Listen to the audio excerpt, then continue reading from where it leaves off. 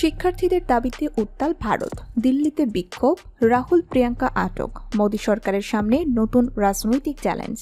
মাত্র কয়েক ঘন্টার ব্যবধানে বদলে গেল ভারতের রাজনৈতিক আবহ। শিক্ষার্থীদের আন্দোলন, দিল্লিতে উত্তেজনা, রাহুল গান্ধী ও প্রিয়াঙ্কাকে পুলিশের হেফাজতে নেওয়া। ভারতের রাজনীতিতে কি শুরু হলো নতুন মোড়, নাকি এটি আরও বড় আন্দোলনের সূচনা? চলুন তথ্যভিত্তিকভাবে পুরো ঘটনাটি জেনে নেওয়া যাক। ভারতের রাজধানী নয়াদিল্লি এখন দেশের সবচেয়ে আলোচিত রাজনৈতিক কেন্দ্র। শিক্ষার্থীদের আন্দোলনকে ঘিরে যে উত্তেজনার সূচনা হয়েছিল তা অল্প সময়ের মধ্যেই জাতীয় রাজনীতির বড় ইস্যুতে পরিণত হয়েছে। রাজধানীর বিভিন্ন এলাকায় হাজারো শিক্ষার্থী রাস্তায় নেমে শিক্ষা ব্যবস্থা, পরীক্ষা পরিচালনা এবং ভবিষ্যৎ কর্মসংস্থান নিয়ে ক্ষোভ প্রকাশ করেন। আন্দোলনের জেরে নিরাপত্তা জোরদার করে দিল্লি পুলিশ গুরুত্বপূর্ণ সড়কে ব্যারিকেড বসানো হয় এবং বিভিন্ন এলাকায় অতিরিক্ত বাহিনী মোতায়েন করা হয়। পরিস্থিতি আরও নাটকীয় হয়ে ওঠে যখন কংগ্রেস নেতা রাহুল গান্ধী, প্রিয়াঙ্কা গান্ধী ভাদ্রা এবং কয়েকজন বিরোধী নেতা শিক্ষার্থীদের প্রতি সংহতি জানিয়ে প্রধানমন্ত্রীর সরকারি বাসভবনের দিকে অবস্থান কর্মসূচিতে অংশ নেন। পরে দিল্লি পুলিশ তাদের সেখান থেকে সরিয়ে নিয়ে যায় এবং সংক্ষিপ্ত সময়ের জন্য হেফাজতে নেয়। পরে তাদের ছেড়ে দেওয়া হয়। এই ঘটনাকে কেন্দ্র করে ভারতের রাজনৈতিক অঙ্গনে নতুন বিতর্ক শুরু হয়েছে। বিরোধী দলগুলোর অভিযোগ, শান্তিপূর্ণ প্রতিবাদের অধিকার ক্ষুণ্ণ করা হয়েছে এবং শিক্ষার্থীদের কণ্ঠস্বর দমন করার চেষ্টা চলছে। অন্যদিকে প্রশাসনের দাবি, উচ্চ নিরাপত্তা এলাকায় অনুমতি ছাড়া অবস্থান নেওয়ায় আইন শৃঙ্খলা বজায় রাখতে এই পদক্ষেপ নেওয়া হয়েছে।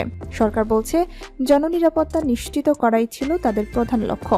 এই আন্দোলনের পেছনে রয়েছে সাম্প্রতিক পরীক্ষা সংক্রান্ত অনিয়ম, বিশেষ করে মেডিকেল ভর্তি পরীক্ষা NEET এর প্রশ্ন ফাঁসের অভিযোগ এবং শিক্ষা ব্যবস্থার জবাবদিহি নিয়ে ক্ষোভ। বহু শিক্ষার্থী দাবি করছেন, বারবার এমন ঘটনার কারণে তাদের ভবিষ্যৎ অনিশ্চয়তার মুখে পড়ছে।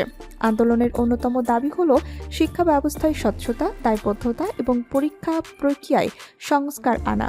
এদিকে সামাজিক যোগাযোগ মাধ্যমে আন্দোলনের ভিডিও ও ছবি দ্রুত ছড়িয়ে পড়েছে। কোথাও দেখা গেছে বিশাল জনসমাগম, কোথাও পুলিশের সঙ্গে ধাক্কাধাক্কি, আবার কোথাও শিক্ষার্থীদের শান্তিপূর্ণ অবস্থান। এসব দৃশ্য ভারতের পাশাপাশি আন্তর্জাতিক সংবাদ মাধ্যমেও গুরুত্ব পেয়েছে। রাজনৈতিক বিশ্লেষকদের মতে এটি শুধু একটি ছাত্র আন্দোলন নয়, বরং ভারতের তরুণ সমাজের অসন্তোষের বহিঃপ্রকাশ।